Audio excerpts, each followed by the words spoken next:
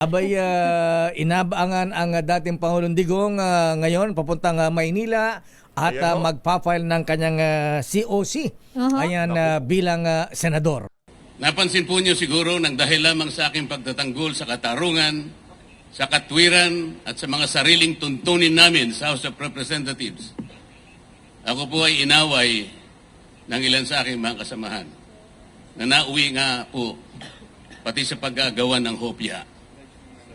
Ayaw ko po ng Grabe, kahit saan nyo ho talaga isa lang itong si Congressman Rodante Marcoleta, nailalatag ho niya ng maayos ang kanyang mga plataforma dyan sa kanyang pagtakbo ng pagkasenador sa 2025 midterm election. Pero bago ho natin panoorin yan, kung bago lang ho kayo sa PH Update, isang like at isang subscribe. Masaya na ho tayo dyan. Sa mga gustong sumali sa ating community, click nyo lang ho yung join button para kayo ho ang pinaka-unang makakita sa ating mga reaction video. Hayon na nga mga kababayan, bago ho natin pasadahan, ang naging interview nitong si Congressman Rodante Marcoleta sa mga media dyan sa Manila Hotel, pasadahan ho muna natin na mabilisan. Ang ilinabas na balita nitong si Sir Deo Macalma na di umano itong si dating Pangulong Rodrigo Duterte iaatras ang kanyang COC ng pagka-mayor dyan sa Davao City at pupunta ho sila dyan sa Manila Hotel ngayong araw para mag-file ng COC para senador sa 2025 midterm election. Ito mga kababayan, panoorin ho natin ito. Ito mga kababayan.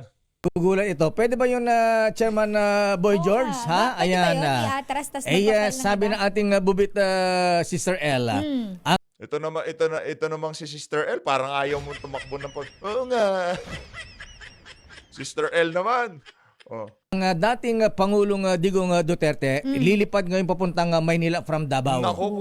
At pupunta sa D10 sa Manila Hotel. Abangan mo, Boy Gonzales Lacuna, ha? Ayan.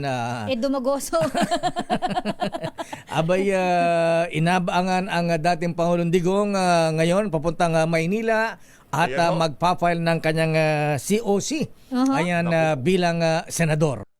Galing ho yung balita na yan sa bubwit nitong si Sir Deo Macalma. Ayan. Confirm na ba yan, Lakay? Alam mo kung sino makasama? Sino? Ayan, kilalang-kilala mo ito, ha? Sino, Chite?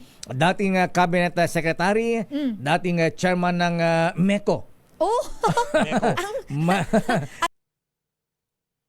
Ang dating labor secretary. ang dating labor secretary, justice secretary, Silvestre Bebot Bello III is the name. balita ko, tatakbo din to. Yan nga, ito tatakbong senador. Kaya nga, so silang dalawa sabay magpa-file. Duterte, Bello pupunta sa D10, tatakbong senador. Ayun ho mga kababayan. Anong masasabi nyo dito? Tayo ho natuwa nung nabasa natin yung balita na yan. Shoutout kay Madam Pamela ha. Sinend niya sa atin yung yung balita na yan na mag-aatras sa Davao City at pupunta sa Manila ngayon para mag-file ng COC para senador sa 2025. Ano ang masasabi nyo dyan sa moves na yan nitong si dating Pangulong Rodrigo Duterte? Grabe naman itong si Tatay Digong. Hindi na natin malaman.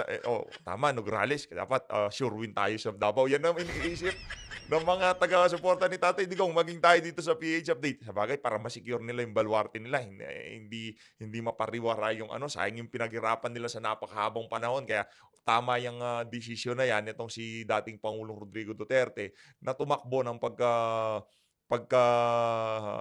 mayor dyan sa Davao City. Ngayong umaga mga kababayan, ang dami hong naglabas ang mga balita na itong si Tatay Digong pupunta ng Manila ngayon at magpapile ng kanyang COC. Ayun na nga mga kababayan, dito sa bahagi ng video natin na to. Mamaya babaran sa susunod na mga video natin pagka nag-file na tong si Tatay Digong, di na ho alingas-gas yan. Papakinggan na ho natin yung mga punto de vista niya diyan sa Manila Hotel. Ito mga kababayan, John Vic Remulla, John Vic Remulla Marcos New DILG Secretary. Ito yung mga larawan, ito yung mga kuha sa pag-o-oath, pagtitake ng oath nitong si John Vic Remulla ngayong umaga. Ito mga kababayan, bale, dalawa na ho ang Remulla ngayon sa ating pamahalaan. Itong si Boying Remulla, ang kuya nitong si John Vic at itong si John Vic na di natin alam kung anong klaseng politiko yan. Pero yung lagay nyo kay PH Update, nabigyan nyo na ho ba ng lagay si PH Update? Special ho itong araw na to, kaya naka-special ho tayo ng damit. Naka-dekwelyo ho tayo. Di ba? Last day of filing, dapat nakadekwelyo tayo. Ayun na nga mga kababayan, kasi meron na naman maninibago dyan kasi white shirt guy nga eh. Ito nga mga kababayan, dalawa na ho Remulla. Ano ho ba ang tinitignan? Sa tingin nating tinitignan itong si John Vic Remulla sa pagtanggap niya na yan bilang DILG Secretary. Kung sakali hong manalo itong si Abalos, magiging ano ho niya yan, magiging template niya ho, yung pagiging ano niya, pagkaka DILG Secretary sa 2028, mataas ang tsansa na itong John Vic Remulla na to. Kasi gusto ho ng mga Remulla na yan na tumakbo sa Senado. Yan hong pagtanggap nitong si Crispin Boying Remulla sa pwesto ng DOJ Secretary. Yun ho talaga ang ini-aim nitong mga Remulla na to, mapunta sa Senado. Ito na ho ba ang magiging sagot sa pangarap, kasagutan sa mga pangarap ng mga Remulla na yan na makapunta sa Senado, yung pagiging DILG Secretary nitong si John Vic Remulla. Ano nang nangyari dito kay Kwentong Barbero? Alamin ho natin yan dito kay Sir Deo Macalma. Sir Deo, tuloy natin ang kwento. Flash Report. Maraming salamat, Boy Gonzales Lacuna. Mayor Siana, Star City, Deo Macalma. Samantala, dumako tayo sa Malacanang. Meron na ho pa meron na ho palang jingle itong si Sir Deo Macalma, no? Mayor ho siya ng Star City. Ako Vice Mayor ng Enchanted Kingdom. Meron pa ba nun? Wala na, di ba? Oh. Tuloy. Cavite Governor John Vic Remulla, ha? Nasa Malacanang na ba, Let? Nagkakape-kape na ba dyan? Basta yung lagay nyo kay PH Update, ibigay nyo na dyan. Sa baba, isang like at isang subscribe, dyan na ho yung lagay nyo. Pero yung kay John Vic, yung tinutukoy niyang lagay doon sa ayudang daladala ni Tamba, di ho natin alam yun. Pero yung lagay kay PH Update, isang like at isang subscribe, yun na ho yun. Masaya na ho tayo doon. Manunumpa na ngayong umaga bilang bagong DILG Secretary, ha? Yo. Dalawa na ang Remulla sa gabinete ng Pangulong BBM. Grabe naman. Ayan So, ho. better luck next time si Congressman Ace Hardware Barbers, ha? At Governor Dax Kuwa ng Quirino. Aris number Good luck daw. Better luck next time, Ace Barbers. Ayun na nga mga kababayan, dito sa bahagi ng video natin na to, dumako na ho tayo doon sa dito sa Q&A portion. Itong si Congressman Rodante Marcoleta, dyan sa Comelec. Ito, shoutout to, SMNI, shoutout sa SMNI. Palakpakan ho natin, grabe. Grabe, ito na ho yung pinakahihintay ng lahat. Pinakahihintay ng lahat na mag-file itong si Congressman Rodante Marcoleta. Kaya nga nakaano tayo ngayon. Marami ho, kaya ho kailangan naka-special tayo na damit. Kasi marami ho magpa-file ngayong araw na to na kandidato na tunay na merong pagmamahal sa ating bansa. At talagang merong solid yung plataforma at paninindigan sa mga isyu ngayon sa Pilipinas. Ito mga kababayan, game. Kontante, attack na. Magandang umaga po sa ating lahat. Ang paghahain ko po ng aking kandidatura sa araw na ito bilang isang independent senator ay kahayagan at katibayan ng aking malaon ng mithiin na maisulong natin ang ganap na pagkakaisa sa ating bansa. Kahit kailan, kahit saan, hindi po natin makakamit ang tunay, tapat at mabilis ang paglilingkod sa lahat ng mamamayan kung wala pong pagkakaisa. Pati pagsulong ng ating bansa ay makokompromiso kung walang pagdadamayan at pagtutulungan sa isa't isa. Gusto ko pong balikan natin ang mga huling kaganapan na nangyari sa House of Representatives. Yan. Napansin po niyo siguro nang dahil lamang sa aking pagtatanggol sa katarungan, sa katwiran at sa mga sariling tuntunin namin sa House of Representatives, ako po ay inaway ng ilan sa aking mga kasamahan na nauwi nga po pati sa pag-agawan ng hopya. Ayaw ko po ng Yung opya na yan, matindi. Alam niyo ba mga kababayan, kilalang kilala ngayon itong si Kong Dante dyan sa hopya na yan. Akala ko siguro nitong si Atras Abante, maaasar niya itong si Kong Dante dyan sa hopya na yan. Naging advantage pa ho, mas nakilala ho, naging tanyag pa, mas naging curious pa itong ating mga kababayan dito kay Kong Dante dahil dyan sa hopya na yan. Tuloy. Po yan, ayaw ko po ng pasiklaban. Ayaw din po ito ng ating mga mamamayan. Maraming salamat po. Okay, question for the media. May nauna po dito kasi Dante, for Dante. Question. Hi, sir. Dante Amento of UNTV. Sir, tanong Yun ko ang lang po, kabayo. in the past few months, you were questioning the contract entered into between Comelec and Miru.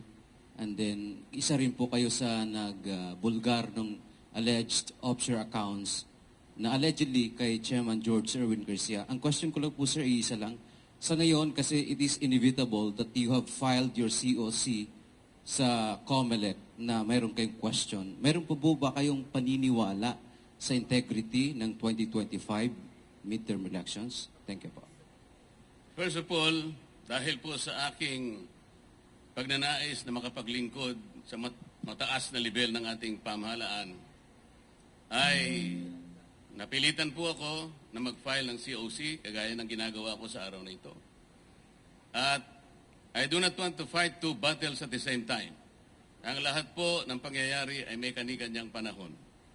Yun lamang po ang aking masasabi sa isyong yan. Malaya Business Insight, Gerard Nabal po. Sir, good morning. Sir, noong 2022, tumakbo po kayo for senator also, but you withdrew at the last minute. What makes it different this time, sir? Sa ngayon po, ang aking paniwala ay ganap na po akong nakahanda. Correct. Sa dami po ng mga Handa kababayan na. natin na nananawagan na sana'y makapaglingkod pa po ako sa mas mataas na level ng ating bansa, ay gusto ko pong paunlakin o paunlakan ang panawagan na yon na ngayon po ay talagang dumarami at lumalawak sa maraming panig ng ating bansa. One follow-up question po. Sir, does that mean to say na we won't expect you withdrawing anytime po? Wala na pong atrasan ito. Okay, next question is from Michael Rogas. Ito, yun naman nagtanong, di ka siguro nakapollow kay Kong Dante. Mag-follow ka kasi sa Facebook page niya para makita mo yung kanyang pag-anunsyo sa kanyang official Facebook page. Yun nga kanyang litanya, di ba? Yun nga yung pambunga niya. Wala nang atrasan to. Kasi umatras siya noon. Kasi hindi pa nga naman hinog. Kahit anong bagay, pagka hindi pa ho nasa tamang panahon niya, hindi masarap. Ito yung pinakamatamis, ika nga. Ito yung, kumbaga, itong si Kong Dante dito sa panahon na to, hinog na. Naririnig niyo naman no, kung paano ilatag nitong si Kong Dante ang kanyang mga plano, no? Kahit sa ang interview siya mapunta, talagang nailalatag niya ng maayos. Kaya, di kataka-taka kung yung mga makakarinig dito sa mama na to, talagang yung suporta nila dito kay Congressman Rodante Marcoleta, mapakarsada, mapa-social media, kahit saan. Nakakakita ho tayo ng taga-suporta nitong si Congressman Rodante Marcoleta. Ganun katindi ang karisma ng mama na yan. Radyo Pilipinas. Hi sir, magandang umaga po. Michael Rogas po from Radyo Pilipinas. Yung Sir, Michael Rogas. kumusta po yung allegation po ninyo laban po sa mga Comelec officials? Ha? Hindi ka ba Wala po nakakaintindi, akong sir? allegations sa mga COMELEC officials. Ang akin pong kino-question initially ay yung sistema at mga makina na maaaring gamitin sa susunod na eleksyon. Ngunit kagaya ng aking sinabi po, ay hindi po ako pwedeng lumaban ng dalawang battles at the same time. Ang gusto ko po ay makapaglingkod muna, pero nananatili po ako na ganap na pagtitiwala sa magagawa ng COMELEC upang pairalin ang isang malinis, isang tapat at credible na election sa ating bansa. Yung pong pag-asa na yon at paniniwala ay nananatili pa rin sa aking puso. So sir, yun po sana ang aking gustong i-follow up question. Kayo ho ba ay naniniwala sa kabila po ng inyo po mga allegation laban po dito po sa teknolohiya na gagamitin pa ng COMELEC, kayo po ay nag-file ngayon ng inyong Certificate of Candidacy for Senator. Naniniwala pa rin po ba kayo sa integridad ng COMELEC sa darating na halalan? Ang pagpapile ko po ng kandidatura ay katibayan ng aking pagtitiwala sa magagawa ng COMELEC na magsagawa tayo ng isang malinis, isang tapat at mapapanaligan na eleksyon sa ating bansa. Salamat po. Ms. Mads Villar from Net25. Hi, Kong. Good morning. Good morning. Sakaling pala rin po kayo sa Senate, ano po yung mga priority bills na Yan, mga unang-una tanong. nyong ipafile pag upo nyo po? Yan yung mga tanong para doon sa mga naunang nagtanong. Kasi yan ang gustong marinig ng ating mga kababayan. Yan ang dahilan kung bakit tatakbo yung mga individual na yan. Hindi yung kesyo, may tiwala. Natural, may tiwala. Tatakbo nga eh. Nakita nyo naman eh. Ano ba namang klaseng mga tanong yan? Ayusin nyo naman. Kayong mga media, nandyan yung mga tao na yan para tumakbo. Sa pagpa-file nila, understood na yon. Hindi na kailangan itanong kung nagtitiwala, may tiwala ba sila o wala silang tiwala. Nandyan na sila eh, nag-file sila. Ibig sabihin may tiwala sila. Yung mga tanong nyo kung ano yung mga ano nila, yung mga itutulak nila sa Senado. Ano ang nag-udyok sa kanila? Ano talaga ang naging motibasyon nila? Bakit talagang napilitan silang mapunta dyan sa sitwasyon na yan na tumakbo ng pagka-senador? Yeah, game. Kondante, banatan mo, game. Thank you. Napakarami po. Ayaw ko lamang pong isa-isahin. Baka abutan po tayo ng 3 araw. Ang gusto ko lamang pong bigyan ng emphasis ay yun pong oversight function ng Kongreso. Hindi po lamang importante yung paggawa ng mga magagandang batas. Mas importante po siguro yung pagkagawa ng mga batas ay kailangan pong merong magbantay sa pagpapatupad ng mga ito. Sa karanasan ko po sa House of Representatives, napakarami po ng mga batas na pwede kong isa-isahin sa inyo. Ngunit nagkaroon po ng problema kung ang pag-uusapan ay yung pagpapatupad ng mga ito. Kaya po yung dapat na mapalakas sapagkat isa rin pong mahalaga na kaagapay ng paggagawa ng mga batas. Hindi po maganda na makagawa tayo ng napakaraming batas. Ngunit parang ilalagay lang natin sa cabinet, napakatagal po ng proseso, napakamagastos ng paggawa ng mga batas. Sa laki po ng panahon na ginugol ko sa House of Representatives, kung minsan po taunan, kung hindi man isang buong termino para ikaw ay magkapagpagawa ng isang batas. Sayang na sayang po kung isang magandang batas ay hindi po may patutupad ng maayos. Kagaya po ng EPIRA. Ano po yung layunin ng EPIRA? Makapagdulot kayo ng isang reliable, secure, and affordable rates of electricity in this country. Nangyari na po ba yung affordable rates of electricity? Ang EPIRA po ay nagawa 23 taon nang nakararaan. Ngunit hanggat hindi po nyo na ibababa ang presyo ng kuryente, there will be a continuing violation of that law. Tingnan po nyo yung local government code. 33 taon nang nakararaan. Tingnan po ninyo ang ating mga barangay. How many barangays, up to 42,000 plus barangays in this country, how many percent are able to stand on their feet? You may not know it, but I will answer my own question. 2%. Kung 98% po ay hindi nakatatayo sa sariling pa, how do you think that the smallest political unit of our society can contribute to the overall development of this country?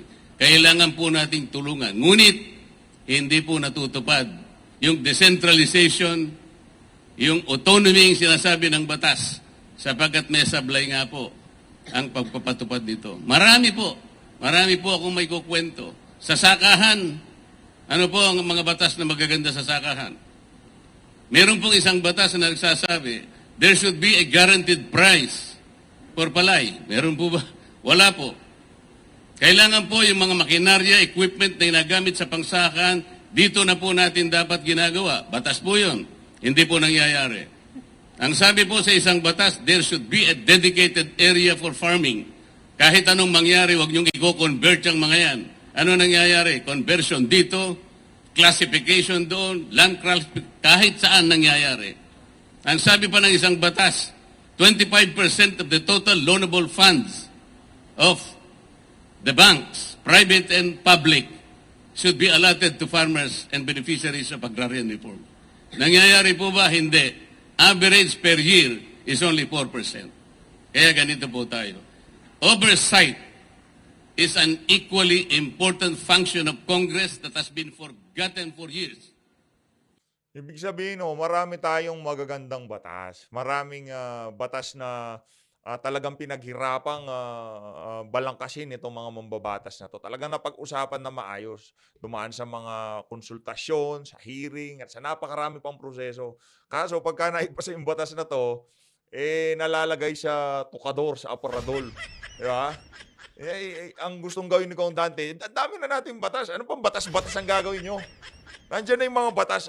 Ang problema dito, yung implementasyon. At yung oversight function ng ating Kongreso, doon papasok yun. Talagang pupukpukin nila yung mga ahensya ng pamahalaan na hindi pinapatupad yung mga magagandang batas na ginawa nitong mga mga senador at congressman na to. Diba? Sayang nga naman. Ang mahal na... kita nyo naman yung Quad Committee. Million ho yung nagagastos dyan. Yung kay Alice Go yung investigasyon, million ho nagagastos dyan. Ano ho ba yung mga... sa bagay, yung mga hindi yun natin pwedeng isali yun. Kasi wala naman nung yan in aid of legislation. Hindi naman ho talaga in aid of legislation yun. Sorry. Mali. Yung mga hearing na yun, hindi ho kasama sa in aid of legislation. Ano ho yun? In aid of self-interest. Oh. Tutukan yan, Kong Dante. Tapos na. May kahit 3 oras, papakinggan magsalita yan si Kong Dante ng ating mga kababayan eh. Kaya, kita nyo ho, kung kahit saan mapunta yung mama na yan, nalalatag niya ng maayos ang kanyang plataforma. Diba? Maayos ho niyang nailalatag. Iyan ang hindi kayang gawin ni Tambaluslos.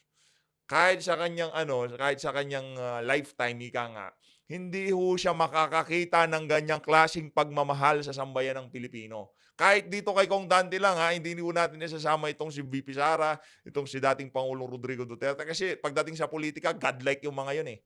Diba?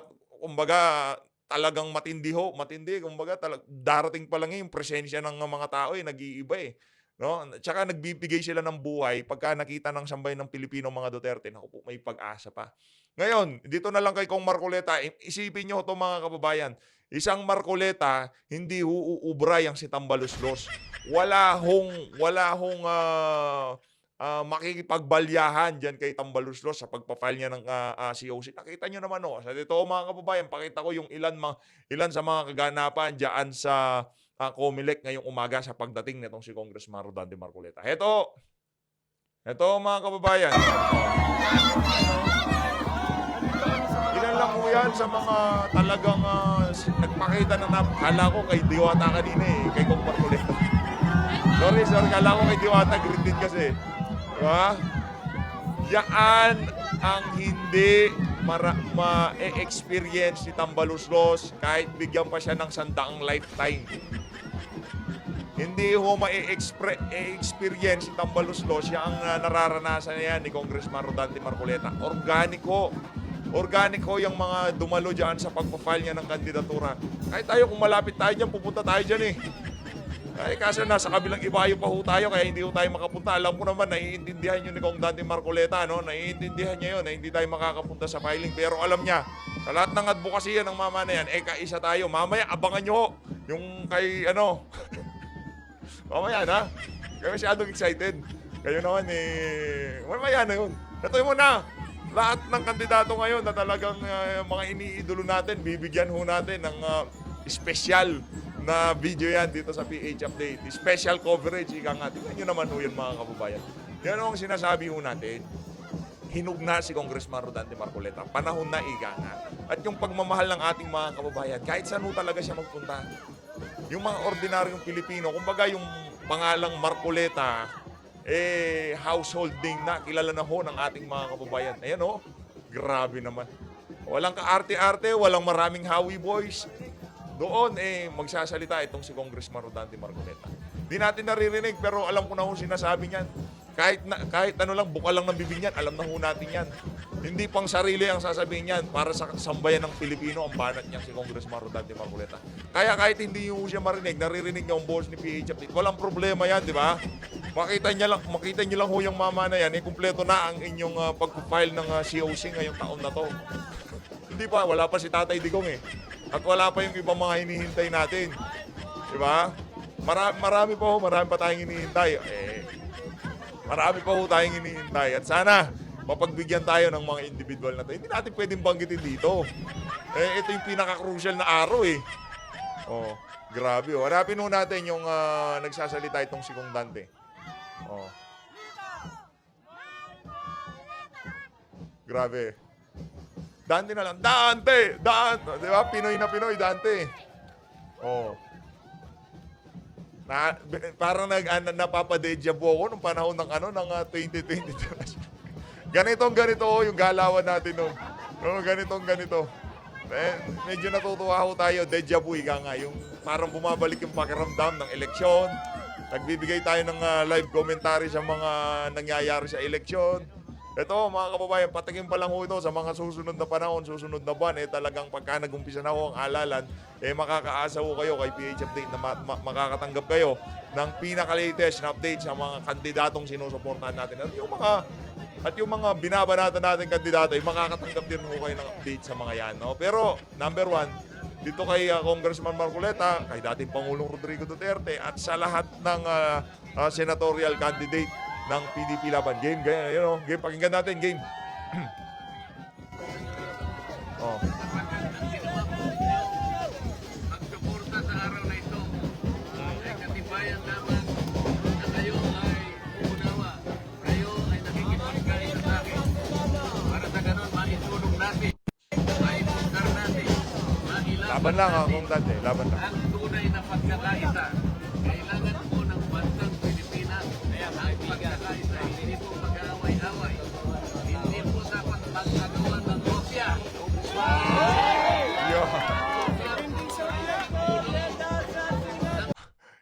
Yung pang-asar nitong si Abante, naging campaign slogan pa nitong si Kong Dante. Walang hagawan ng opya. Doon sa isang sentence na yun, napaghahalata tayo kung taga saan tayo. Walang hagawan ng opya. Diba? Magagawa natin, ganun no talaga, di ba? Game.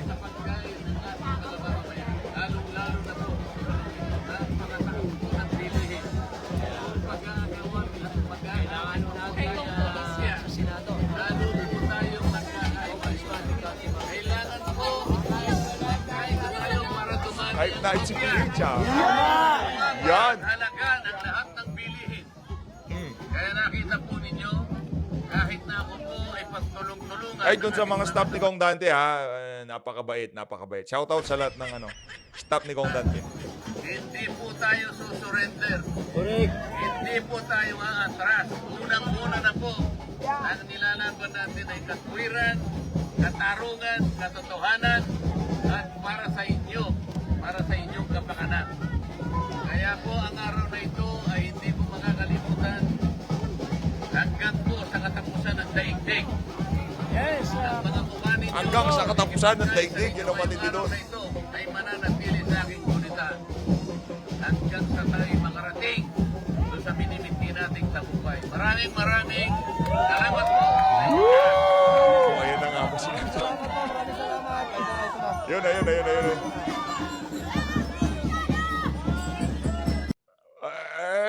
Tayo, sinubaybayan naman natin yan. Day 1 up to ngayong araw na to, wala ho tayong nakitang ganyang kainit na pagsuporta. Siyempre, meron pa ho yan. Di pa ho tayo tapos.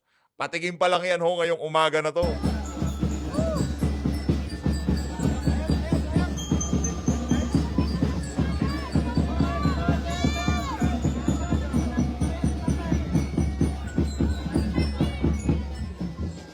Yun. Marami pa ho tayong puron natin. Puron. Daming interview ng Dante ha. Okay. Hanapin natin yung interview niya. Hindi po tayo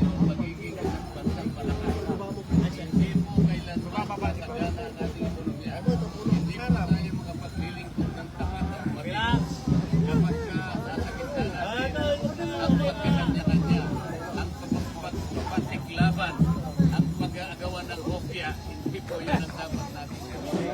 Dante, oh.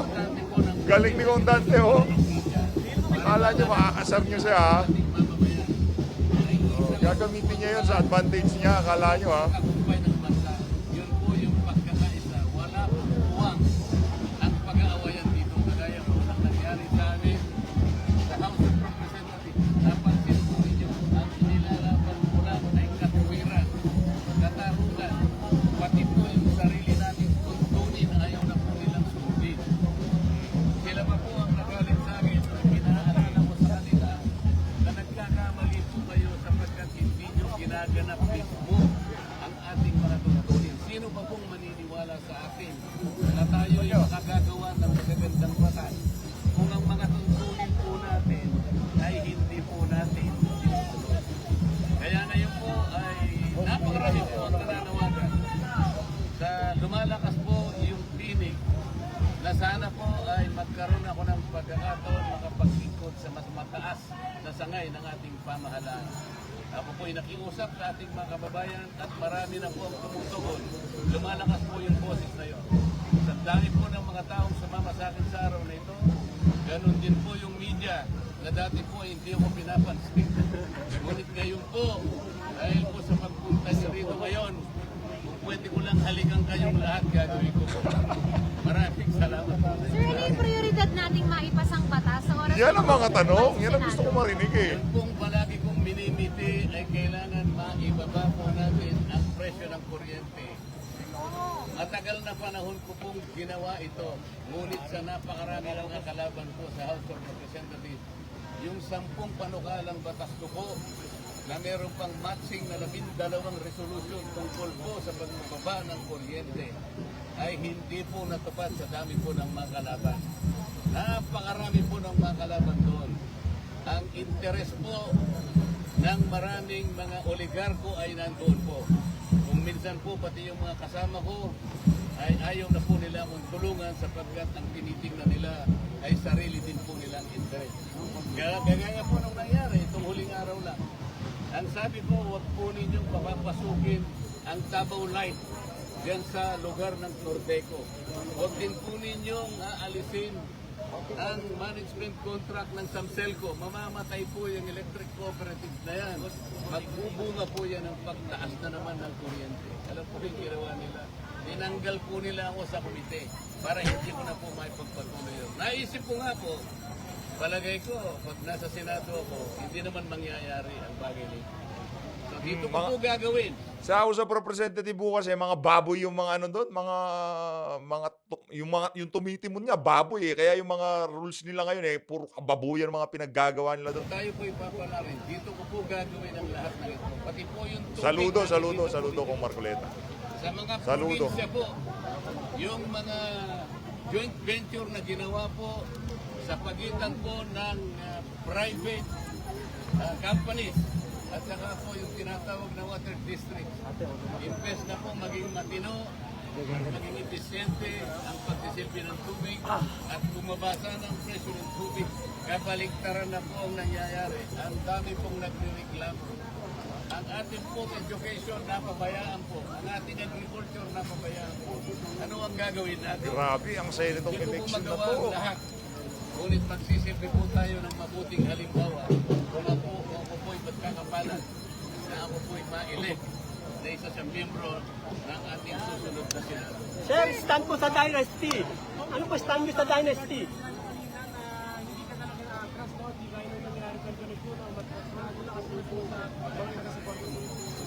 Itong pagtakbo ko ngayon ay talagang wala nang atrasan.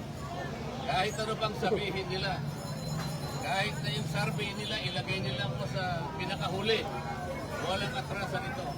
Sapagkat hindi naman ako naniniwala sa mga survey na yan. Correct. Walang maniniwala sa survey, ha? Sa mga kasama ho natin dito sa PH Update, walang maniniwala. Naniniwala po ba kayo sa eleksyon? Kasi nung una, kina-question natin yung Miru, sir? Meron po. Nakita ko po yung pag-asa. Nakausap ko po yung pinakamataas na opisyal ng ating COMELEC. At mula sa kanya, nakita ko po yung kanyang katapatan nung kami po ay magpulong.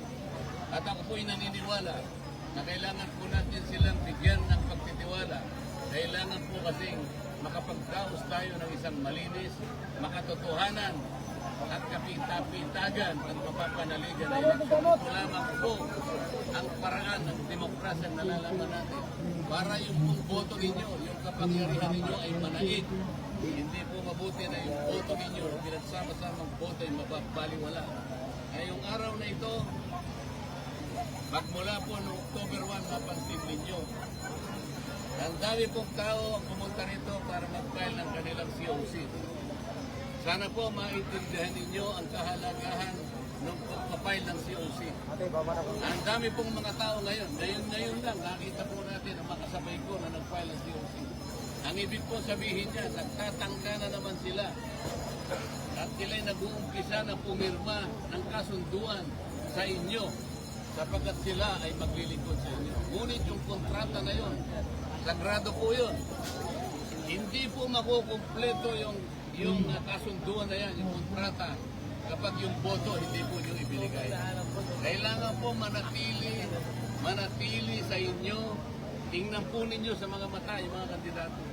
Kung yung kontrata na kanilang gustong ipapirma sa inyo sa pamamagitan ng boto ay gagawin nila. Tingnan po ninyo sa mga mata, marami na po kasing pagkakataon, marami ng tao ang pumunta sa inyo.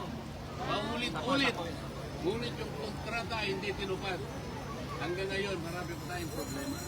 Yun po ang kahalagahan ng pag-file ng COC. Kontrata nila sa taong bayan, kailangan po nilang panagutan. Meron pa tanong? Thank you, sir. Thank you. Sa dinastiya natin. Dynasty po. Ano pong stand nyo sa dynasty? Alam po ninyo, nung 14 Congress, 14 Congress pa yun, matagal na yun. Isa po ako sa nag-file sa batas na dapat kontrahin natin yung dynasty. Nakakalungkot pong ibalita sa inyo, 14 Congress pa po yun, ha? 19 Congress na po ngayon.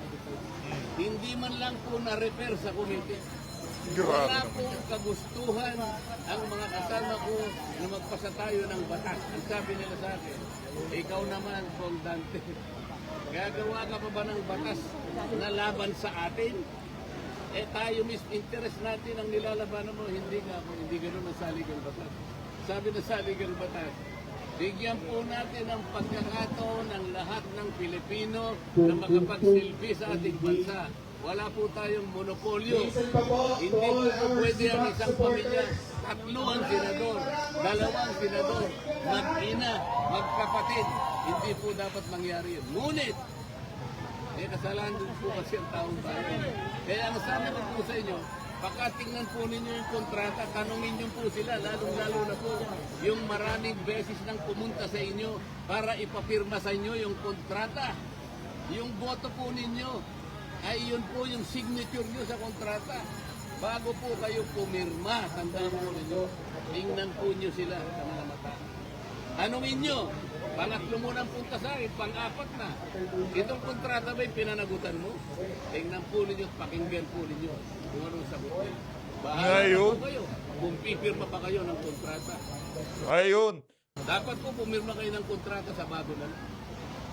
Sa bago, baka sakaling magkaroon po kayo ng pagkakataon, mag-iba ang buhay natin. Kapag po ba kayo sa political test sa mga tatakbo po? Ano po? Kapag po kayo sa political test sa mga tatakbo? Ang kinakailangan po para panagutan nila yung katwiran, pangyayari, dapat po ay panatilihin po yung pagtitiwala sa kanila. Yung?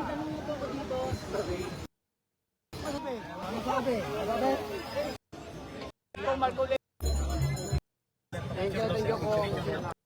Ayun na nga mga kababayan, dito na natatapusin ang ating reaction video. Napakarami ho ngayon nangyayari dyan sa Manila Hotel. Ito ho ang ating pangalawang video ngayong umaga na to. Abangan nyo lang ho yung mga susunod kay Attorney Vic. Tignan ho natin kasi meron ho siyang hawak na papel. Nakita nyo naman sa thumbnail natin. Yung kay Tatay Digong, tignan natin kung totoo. Yung kay Bebot Bello. Ay hindi, kay ano pangalan? Si Bebot, tama Bebot, di ba? O yun. Tsaka kay Pastor Kibuloy. Kaya ingat ho kayo lahat. Mahal natin Pilipinas. Maraming salamat po sa pagsuporta sa PHFD.